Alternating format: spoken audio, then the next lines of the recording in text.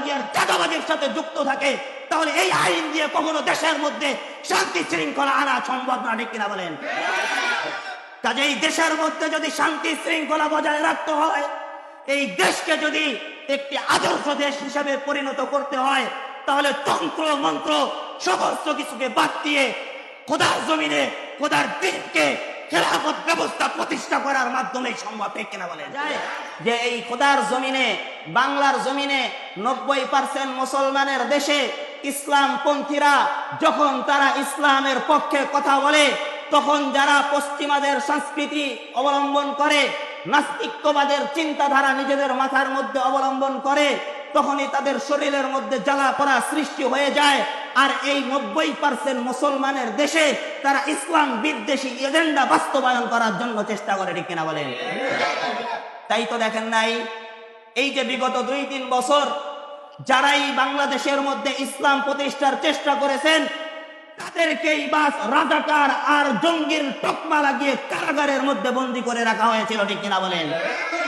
এইগুলো নতুন কোন ইতিহাস নয়, বরং 1400 বছর পূর্বে থেকেই আমরা দেখেছি যারাই খোদার জমিনে খোদার দিনকে বাস্তবায়ন করার চেষ্টা করেছে, যখনই নাস্তিকদের শরীরের মধ্যে আগুন লেগে গিয়েছিল, ইসলাম বিদ্বেষীরা যখন দেখতে পারলো যে খোদার জমিনে যদি খোদার দিনকে প্রতিষ্ঠা করা হয়, তাহলে তো আমরা আর ওই রকম অন্যায় করতে পারবো না, যার কারণে তারা ওই ইসলাম বিদ্বেষী, ইসলামের পক্ষে যারা কাজ করেছে তাদের বিরুদ্ধে অভিযোগ দায়ের করে তাদেরকে মামলা হামলা দিয়ে কারাগারের মধ্যে বছরের পর বছর, যুগের পর যুগ তাদেরকে কারাগারের মধ্যে বন্দী করে রেখেছে, ঠিক কিনা বলেন? বর্তমান সময়ে অমুসলিমের কথা বাদ দিলাম, কিছু নামধারী মুসলমান আছে যারা চায় না এই পৃথিবীর মধ্যে ইসলামিক খেলাফত ব্যবস্থা প্রতিষ্ঠা হোক, ঠিক কিনা বলেন? কেন চায় না? মক্কার কাফেররা যেমন বলেছিল যে যদি খোদার জমিনে খোদার দিন প্রতিষ্ঠা হয়, তাহলে তাদের অপকর্মের পথ বন্ধ হয়ে যাবে। বর্তমান নামধারী মুসলমান তারাও চায় না যে খোদার জমিনে খোদার দিন প্রতিষ্ঠা হোক। যদি প্রতিষ্ঠা হয় তাহলে লস কি? তাহলে তাদের চাঁদাবাজি টেন্ডারবাজি বন্ধ হয়ে যাবে, ঠিক কিনা বলেন? তাদের ঘুষ বন্ধ হয়ে যাবে, তাদের সুদের কারবার বন্ধ হয়ে যাবে, ঠিক কিনা বলেন? সুদী ব্যাংকগুলো বন্ধ হয়ে যাবে, ঠিক কিনা বলেন? ছিনতাই, চুরি, ডাকাতি, জেনা, এই সমস্ত কিছু বন্ধ হয়ে যাবে, ঠিক কিনা বলেন? তখন আর কেউ ক্ষমতার মস্তদে বসে কেউ দুর্নীতি করতে পারবে না, ঠিক কিনা বলেন? সকল অপকর্ম বন্ধ হয়ে যাবে। এই বন্ধ হওয়ার ভয়ে তারা চায় না যদি খোদার জমিনে ইসলামী খেলাফত ব্যবস্থা প্রতিষ্ঠা হয়, তাহলে আমরা তো আর এই অপকর্ম করতে পারবো না। এই কারণে তারা চায় না এই খোদার জমিনে খেলাফত ব্যবস্থা প্রতিষ্ঠা হোক, ঠিক কিনা বলেন? মুহতারাম হাজিরিন, এই কারণে বর্তমান চোর বাটপার তারা চায় না খোদার জমিনে খোদার দিনকে প্রতিষ্ঠা করা হোক, ঠিক কিনা বলেন? এই কারণে যারা এই খোদার দিনকে খোদার জমিনে বাস্তবায়ন করার জন্য চেষ্টা করতেছে, তারা জানে যদি তারা সফল হয় তাহলে আমাদের অপকর্মের সকল পথ বন্ধ হয়ে যাবে। এই কারণে এই নির্দোষ মানুষগুলোকে দোষী সাব্যস্ত করে তাদেরকে কখনো ইসলামিক স্কলারদেরকে দেশ থেকে বিতাড়িত করা হয়, কখনো তাদেরকে কারাগারের মধ্যে বন্দী করে রাখা হয়, ঠিক কিনা বলেন?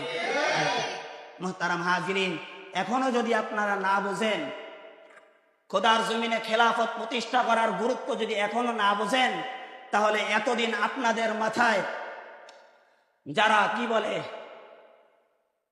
এতদিন আপনাদেরকে যারা চুষে খাইছে, পরবর্তীতেও যারা আসবে তারা যে চুষে খাবে না এর কোনো গ্যারান্টি আছে? কাজেই আল্লাহ পাক রব্বুল আলামিন আমাদেরকে খোদার জমিনে খোদার দিনকে প্রতিষ্ঠা করার তৌফিক দান করুক। সবাই বলেন আমিন। যেমন বর্তমান সময়ের মধ্যে হুজুর নামাজের কথা বলেন, ঠিক আছে নামাজ পড়বো, কোনো সমস্যা নাই। রোজার কথা বলেন, 30টা রোজা সারা বছর রোজা রাখতে রাজি আছি, সমস্যা নাই। হজের কথা বলেন, হজ করব, কোনো সমস্যা নাই। যাকাতের কথা বলেন, কিছু কিছু যাকাত দিব, কোনো সমস্যা নাই। কিন্তু দুর্নীতির কথা বলা যাবে না, ঠিক কিনা বলেন? অন্যায়ের কথা বলা যাবে না। ঘুষের বিরুদ্ধে কথা বলতে পারবেন না, সুদের বিরুদ্ধে কথা বলতে পারবেন না। কারণ আপনি যদি সুদের বিরুদ্ধে কথা বলেন, আমি নিজে তো সুদ খাই, এই কথা আমার উপর এসে পড়ে, ঠিক কিনা বলেন? এই কারণে কিছু ইসলামের বিধান মানে আর কিছু মানে না।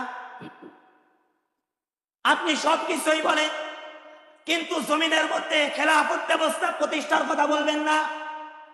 যারাই খেলাফত ব্যবস্থা প্রতিষ্ঠার কথা বলে তাদেরকেই জঙ্গিবাদের টোকমা লাগিয়ে এই সমাজের মধ্যে চিহ্নিত করা হয়, ঠিক কিনা বলেন? আজকে আফগানিস্তানের দিকে লক্ষ্য করে দেখেন, যেই পৃথিবীর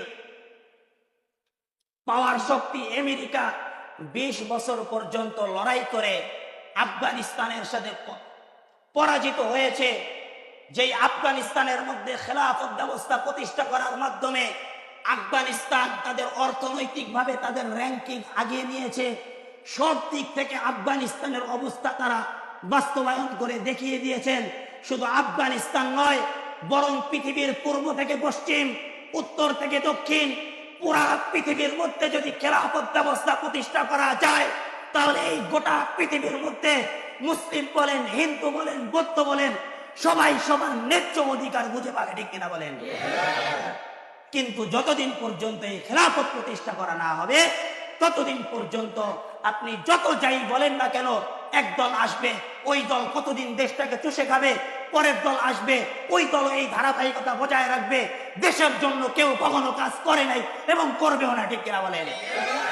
দেশের জন্য যদি 20% কাজ করে, নিজের স্বার্থ হাসিলের জন্য 120% কাজ করবে, ঠিক কিনা বলেন?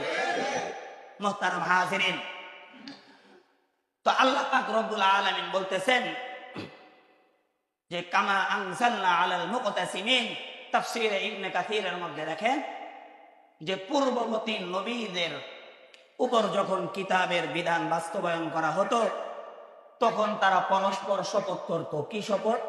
যে আল্লাহর এই বিধানকে আমরা মানব না, নবীকে আমরা অস্বীকার করব, তার আমরা বিরুদ্ধাচরণ করব, এই রকম তারা শপথ করত।